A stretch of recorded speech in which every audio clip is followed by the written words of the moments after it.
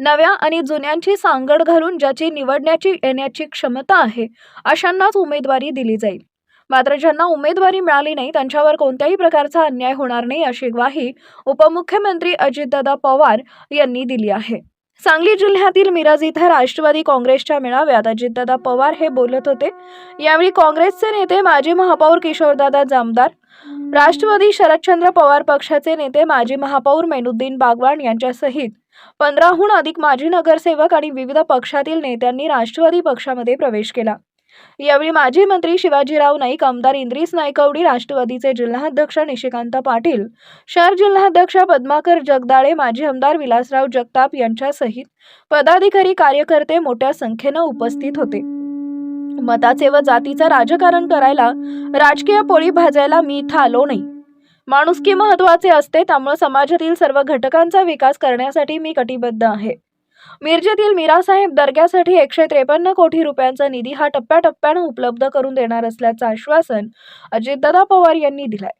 माजी महापौर किशोर जामदार, माजी महापौर मेनुद्दीन बागवान, माजी उपमहापौर आनंदा देवमाने, शिवाजी दुर्वे, करण जामदार, जुबेर चौधरी, आरिफ चौधरी, अंकुश कोळेकर, शुभांगी देवमाने, नरगिस सय्यद, मालन हुलवान, रेखा विवेक कांबळे, बिल्किस बुजुर्ग शेख, चंद्रकांत हुलवान, आजम काजी, शरद जाधव, शकील पीरजादे यांच्यासहित अनेक पक्षातील नेत्यांनी राष्ट्रवादी काँग्रेस पक्षामध्ये प्रवेश केला। आपल्याला सगळ्यांना बरोबर घेऊन जायचं। त्याच्यामध्ये मला मताचं राजकारण करायचं नाही। मला जातीमध्ये धर्मामध्ये तेढ निर्माण करून त्याच्यामध्ये राजकीय पोळी भाजून घ्यायची नाही। सत्ता येत असते, सत्ता जात असते।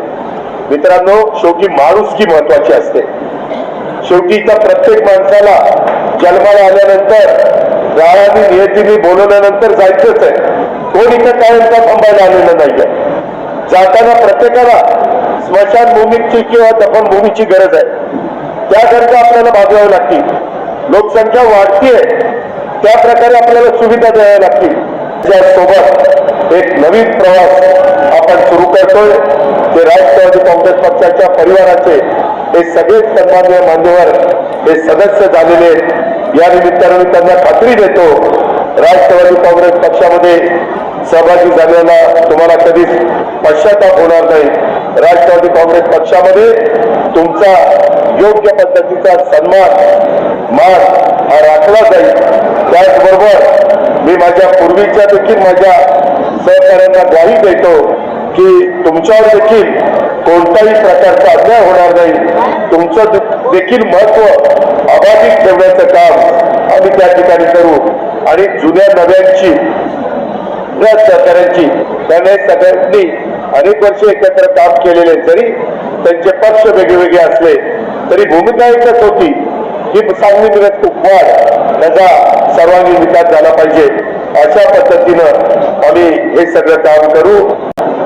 दादा, काँग्रेस पक्षानं मला भर भरून दिलेला आहे, परतून दिलेला आहे आणि न मागता दिलेला आहे। परंतु तुमच्याकडे यायचा उद्देश वेगळा आहे। सुरुवातीला दक्षिण सातारा ज्यावेळेला जिल्हा होता त्यावेळेला यशवंतराव चव्हाणांचं मार्गदर्शन आम्हाला मिळायचं। त्यानंतर दादांचं होतं, त्यानंतर सदस्यामध्ये मदन पाटील आले।